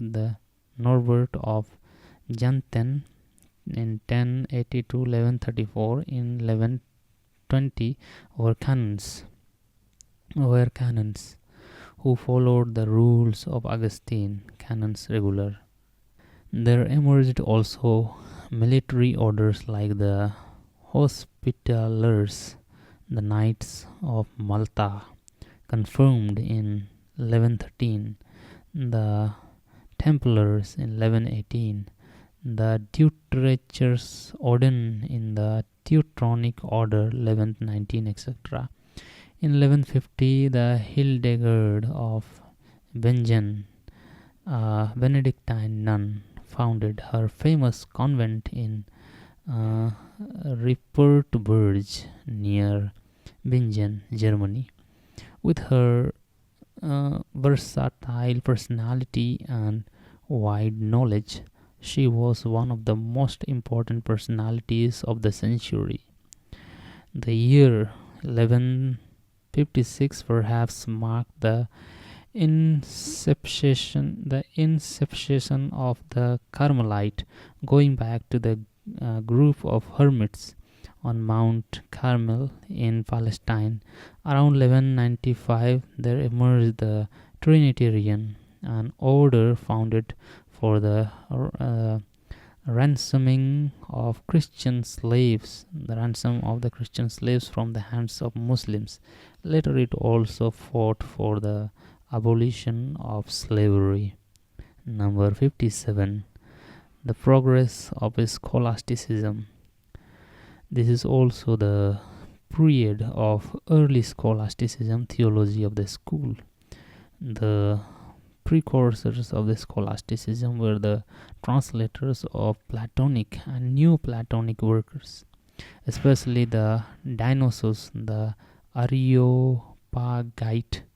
Thus the Greek speculative and dialectic thinking was introduced into theology. John Scotus, Erogena 877, the Berninger of the Tours, many were considered the best representatives of this. There was resistance towards the rationalizing tendency from the traditionalist like Herbert of Silva Candida 1061. But as we have already mentioned, the Anselm of Canterbury is the real father of scholasticism. From the thoughts that developed the several directions in scholasticism. Number one, the extreme realism, like that of Hugo of St. Victor, 1141, and the Victorians. His mystical theology, following the thoughts of Dionysius in Areopagite, influenced the mysticism of the following centuries considerably. Number two, the school of Peter Abelard,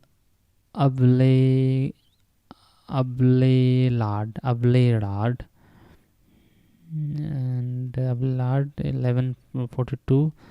Abelard is considered the co-founder of the scholasticism, with Anselm of the Canterbury above all its scientific method.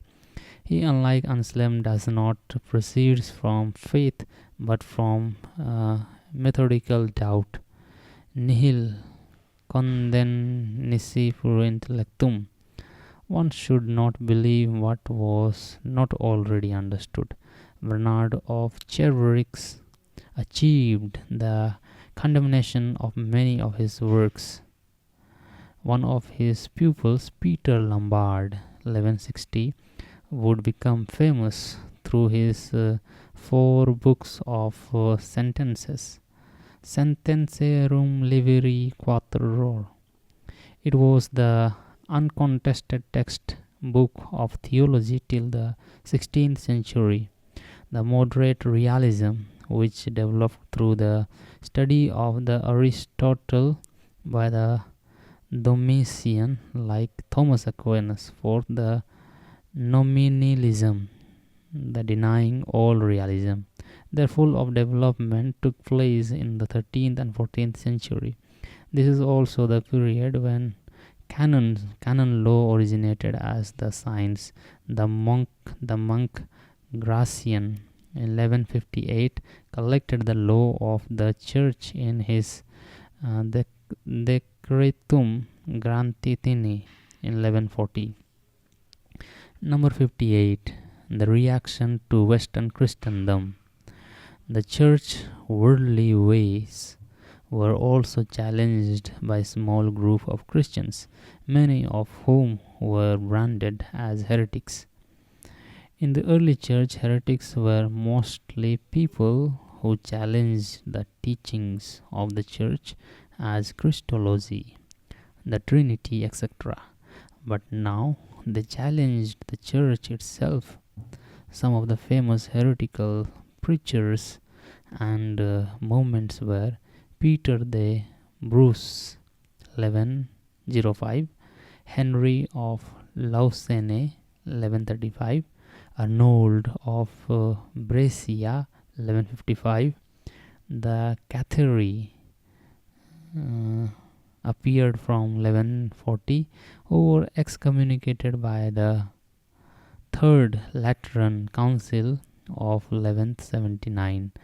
The Waldensians originated in around 1175, who was founded by Peter Waldo. The Humiliati, the Origin Obscure, etc. They all suffered at the hands of the church for their preaching, mainly centered on the poverty and asceticism and insubordination to the ecclesial authority. In 1170, Thomas Becket was murdered by the Knights of King Henry II of England in the Cathedral of Canterbury. Number 59. The Absolutists. Papacy in 13th century.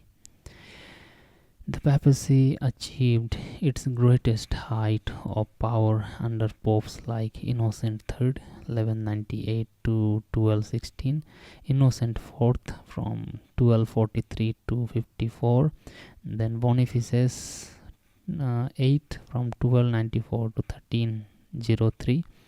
Innocent III was a theologian, canon lawyer, and a great politician. In his papacy, he made sure that papal power the superseded all other power in the world, because it was considered that Pope was considered vicar of Christ, not merely the vicar of Peter. He is known as the second founder of the Papal States. Many councils were called in his century. The most important council of the Western Church in this century was Lateran Fourth, the 12th Ecumenical Council called by Innocent III in 1215. It was the most important councils of the Middle Age, where the Eucharistic doctrine of transubstantiation was defined, and there were also some disciplinary measures taken, like annual confession and the communion for all adult Catholics. It also uh, passed very discriminatory decree against Jews. They were forbidden to go put in the open during the Holy Week. Number 60. The Inquisition. The first official move to counter heresy came in 1184, when the bishop was charged with the duty to search out heretics. In 1224, Emperor Frederick II decided to take heresy seriously and introduced the penalty of burning heretics. Hence, the Inquisition was the special ecclesiastical court set up by George IX in 1232 through the bull Excommunicamus for the prosecution of heresy. Heretics, if their crime was proven, were to be burnt within 8 days. Those who showed repentance were to be given life imprisonment. In 1252, Innocent III allowed the use of torture for the purpose of extracting information and confession from the heretics through the bull Ad Extrepanda. In 1232, the Domitian were entrusted with the task of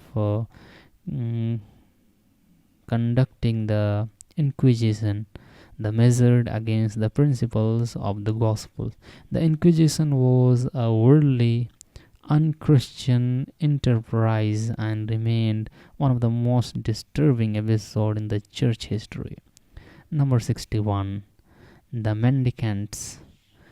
The emergence of the Mendicants order was an attempt to reform the church from within. The Mendicants came from the mendicare, to beg. They challenged the church through their preaching of the simplicity of the gospel. Example, Saint Francis of Assisi in 1181-82 to 1226. The Dominicans order of preachers accepted the rule of Augustine.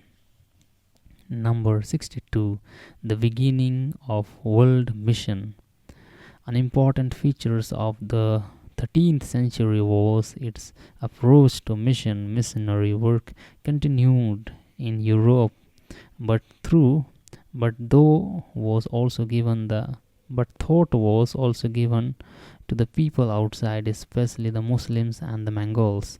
It was initiated by the mendicant order. Francis of Assisi himself undertook a mission to the Sultan of Egypt, Al-Kamil al-Habil, in 1219, and sent the pharaohs to Morocco in 1220.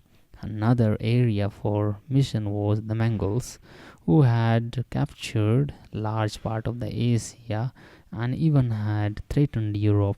As the Mongols were not followers of any known religion, it was hoped that they would be converted to Christianity. This prompted two Mongols of the Franciscans and the Dominicans to the 13th and 14th century. Number 63. The following of scholasticism. The introduction of Aristotle into Europe brought many developments within the scholasticism. The Dominicans, the Albert the Great in 1200 to 1280, the Albertus Magnus, the teacher at Paris and Cologne, and his followers would still follow Victorian realism. It would later evolve into the mysticism of Mr. Eckhart in 1260 to 1327, John Resbrooks in 1293 to 1381. Also, a number of Franciscans followed the realism of the Victorians, like Bonaventure in 1221 to 74, John Duns Scotus 1270 to 1308, etc. The Franciscans would later make Donus Scotus their official theologian, but the most creative interpretation of Aristotle, but always in line with the Anselm of Canterbury. Number 64. The Babylonian captivity of the Church in 14th century. With the rise of nation-states like England, France, Spain, and Portugal, which heralded the dissolution of the Christendom, the authority of the Church began to decrease. The papacy was in crisis. Pope Boniface VIII claimed that all human beings have to be subject to the Roman Pontificate in order to be saved. He suffered utter humiliation at the hand of Philip the Fair of France. He was taken prisoner at Anagni near Rome and died at Broken Man in 1303. The next Pope, Benedict IX, died within a year. Clement V in 1305 to 14, who succeeded him, got the privilege to becoming Pope because of the support of the Philip the Fair. As an expression of gratitude, Pope Clement V decided to shift his residence to France and settle down to Avignon. From 1309 to 1377, the papacy remained there, virtually under French control. This is called the Avignon exile or the Babylonian captivity of the Church. At this time, the Europe also experienced other equally distressing events like the 100 Years' War from 1339 to 1453 between France and England. The Black Death in 1348 to 51. The Black Death also occurred, which wiped out more than 1/3 of its population. Thousands of Jews were killed, accusing them of poisoning the wells. The Avignon exile came to an end when, persuaded by Catherine of Siena and the Brigade of Sweden, Pope Gregory XI finally decided to return to Rome in 1377. He died the next year. After his death, the Italians, who did not want another French pope, forced the election of Urban VI, an Italian, to prevent the popes from going back to Avignon. The French cardinals denounced it as invalid and elected Clement VII, a Frenchman, who took up residence at Avignon once again. Thus, there were now two popes, both claiming legitimacy and each excommunicating each other. The whole Western Church was divided into two camps, which is known as the Western Schism. It lasted till 1417. Thank you.